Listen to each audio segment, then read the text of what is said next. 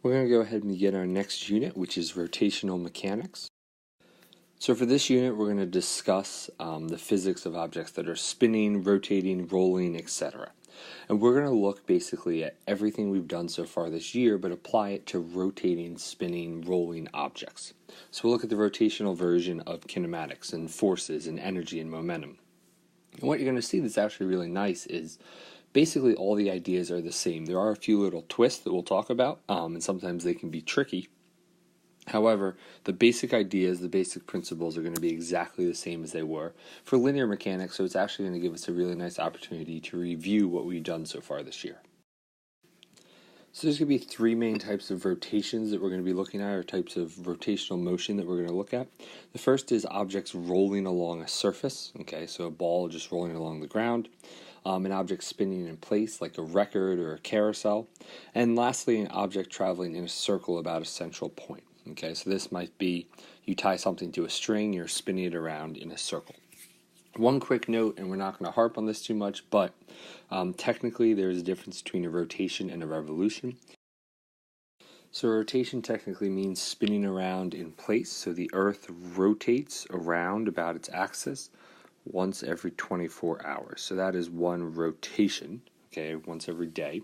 A revolution is going to mean traveling in a circle about a central point. So we could think about the Earth traveling around the Sun once every 365 days. So that would be a revolution around the Sun. So we're going to start our discussion here with angular kinematics, but before we do that, we need to define a few new quantities. And so the first new quantity we need to define is angular displacement, which is the change in the angular position of an object, or how much an object rotates. Okay, we're going to represent it here with the symbol delta theta, just like delta x we had for regular displacement. Delta theta will be our angular displacement. And our standard unit here is going to be radians, which is just abbreviated rad. Okay, so that's going to be our new base unit. Before it was meters and everything was really based off of that. In angular world, it's going to be radians. So let's talk real quick about radians. I know you did this in math class at some point, or you're currently doing it in math class, but radian is just another unit for measuring angle. So one rotation, one full turn around is 360 degrees. Okay, it's also equal to 2 pi radians. Okay, so that would be the angular measurement in radians for one rotation. Okay, one quick note here: unless you're taking sine or cosine of an angle, you don't have to be in radians mode. Just because we have an angular displacement in radians itself, that radians mode only applies to when you're doing a trig function. So you don't have to worry about that for this entire unit, only if you're doing sine or cosine or tangent of an angle. So the next two quantities we have, probably not surprisingly, are angular velocity and angular acceleration. So angular velocity is the rate of change of the angular position. In other words, how quickly something is rotating. Okay, just like regular velocity.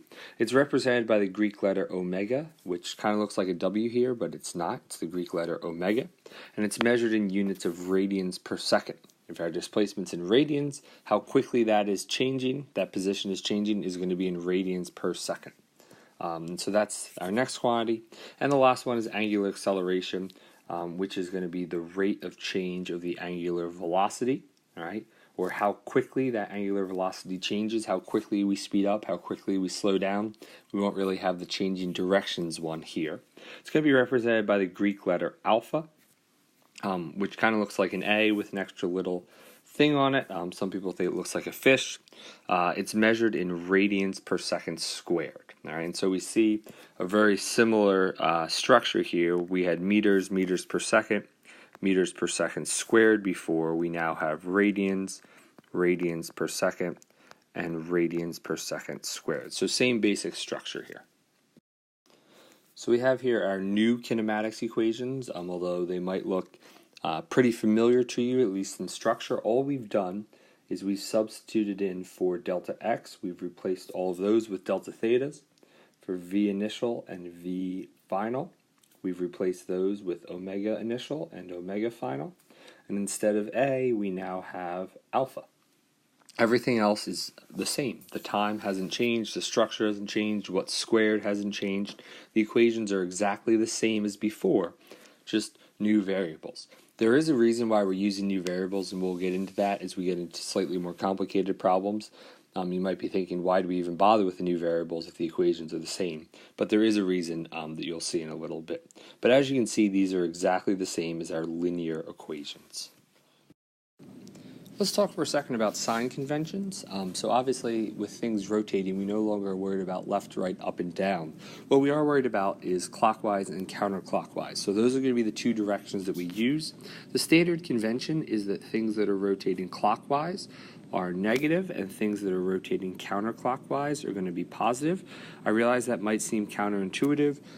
There is a long explanation for it that I'm not going to get into, but there is a reason. It's not just random. But what it comes down to is as long as you're consistent, it really doesn't matter. So if you don't like that, if you want clockwise to be positive, that's fine. Just be consistent. That's really the key. Before we get into a few problems here, let's talk about some basic tips. These ones are going to be identical to what we did with linear kinematic problems, all right? So the ideas are going to be exactly the same. Our big thing that we're going to be doing every single time is setting up our chart with all of our variables and thinking about what variables we know, what variables we're looking for. So that's going to be your key thing here. We want to be careful with signs, of course, as we're always careful with signs, but matters here yet again. And just like before, we need to know 3 numbers in order to be able to solve for a 4th number here. So we're always going to be looking for that. Let's go ahead and work through this practice problem. So we're going to first start by setting up our chart here with all of our variables. And then we're going to think about what we know. So we have a merry-go-round is initially spinning clockwise at a rate of 16 radians per second. So that means my initial velocity is going to be negative 16 if I'm using the standard sign convention. A person pushes on it and causes it to go in the opposite direction, spinning now at a rate of 5 radians per second. Since it's counterclockwise, it's positive, and that occurs over a period of 3 seconds. So we want to go ahead and solve for both the acceleration and the angular displacement. So for the acceleration, I'm just going to use omega final equals omega initial plus alpha t. And so I have 5 equals negative 16 plus alpha times 3. And I find that my angular acceleration here is going to be 7 radians per second squared. And that is a positive, which means that it's going to be a counterclockwise angular acceleration. That's what I'll usually do to abbreviate that. And then for the angular displacement, we have a lot of options, but I'm going to use my delta theta equals 1/2 omega final plus omega initial times t.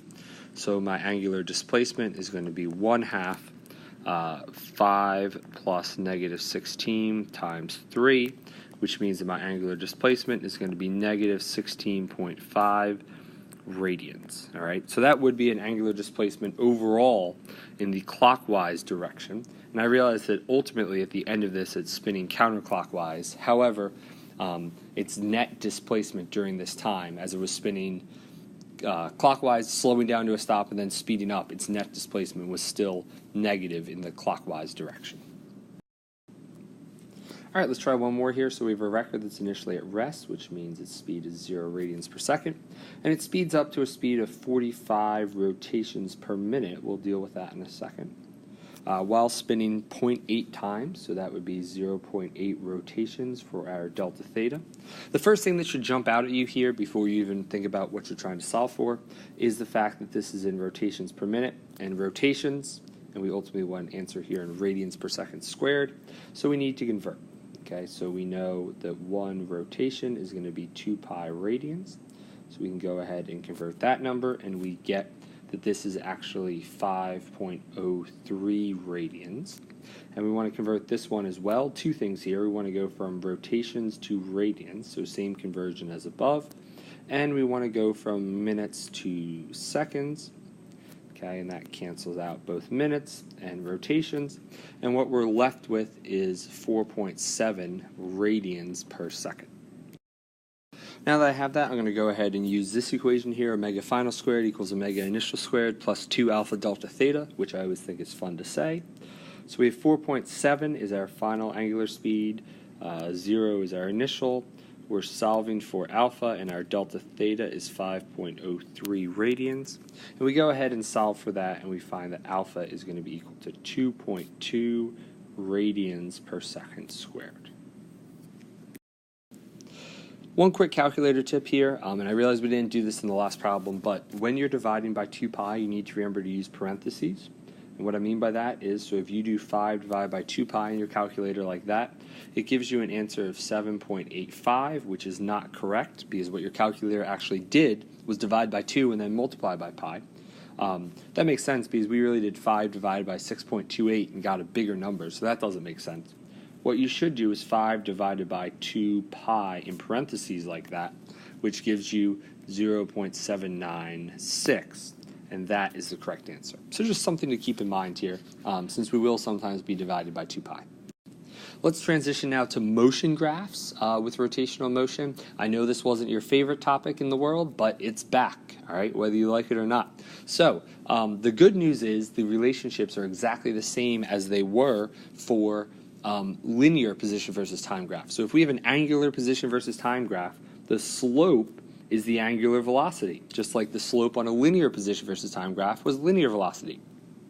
The curvature, all right, concave up or concave down, tells us about the angular acceleration, just like it did on a linear graph, okay? Nothing has changed there.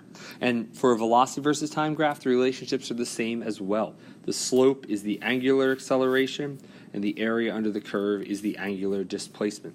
So everything is going to be exactly the same. All of those things we talked about before for motion graphs still apply. The only thing that changes is we just have different variables. Nothing else has changed. Let's go ahead and apply these to analyze this angular position versus time graph. So the first thing we want to do is we want to find the angular velocity of the object at 2 different points. And so what we're thinking about right off the bat there is the slope. So our slope, first of all, we want 2 seconds, so right here. So what I'm going to think about is the slope of my line from 0 seconds to 3 seconds. Okay, and I'm going to go ahead and calculate that using the endpoints here and here, 0, 0, and 3, 18. And when I go ahead and do that, I find that my slope ends up being 6 radians per second. And so that is my angular speed from 0 seconds to 3 seconds, which would include that 2 seconds. For the second part here, we want to find the angular velocity at 5 seconds.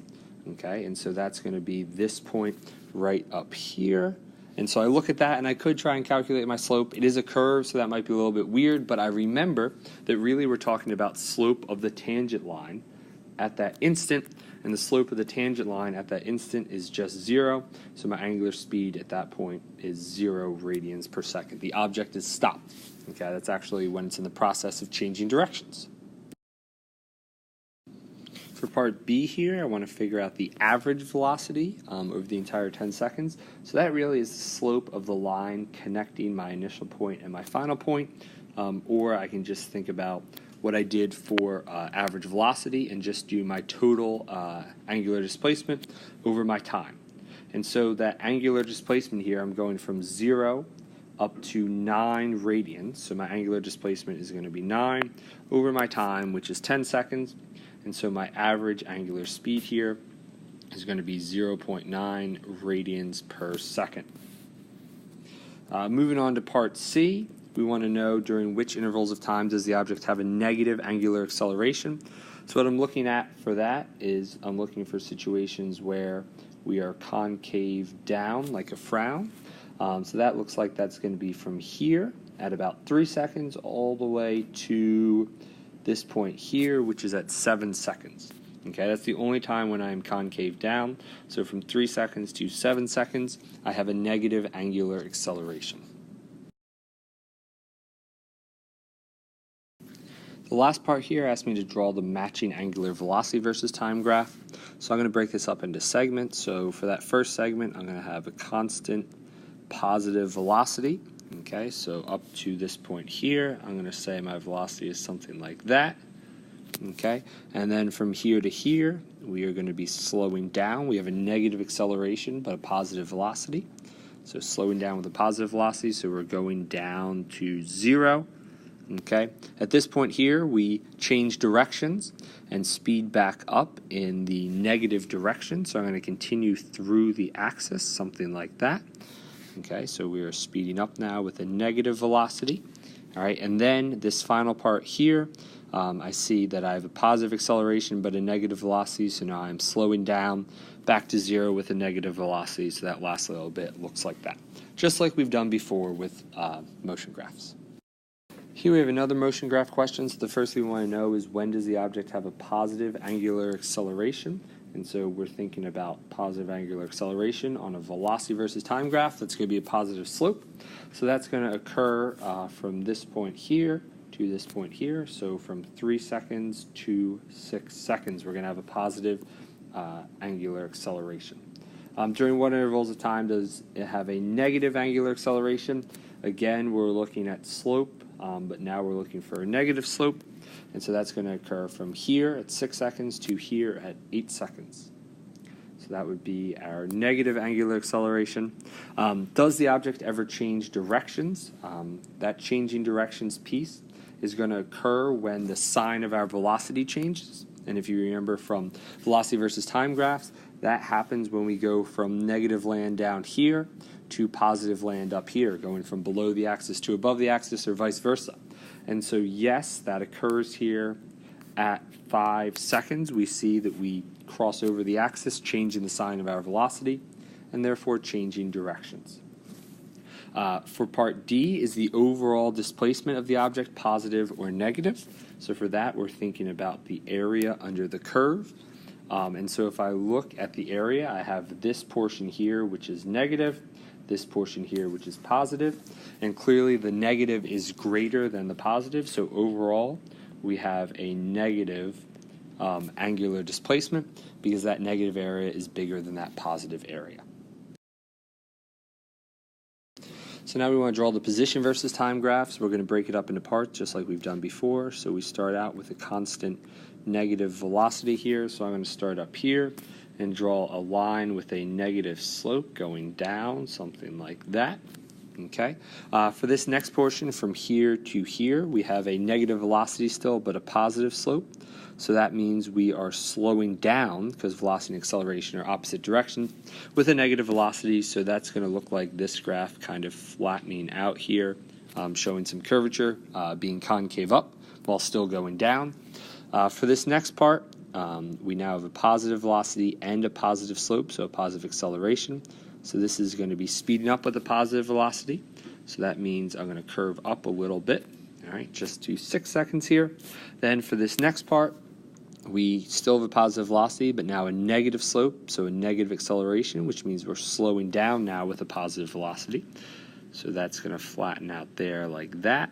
And then that very final part, okay, that's just showing 0 velocity, not moving at all. So just going horizontally there.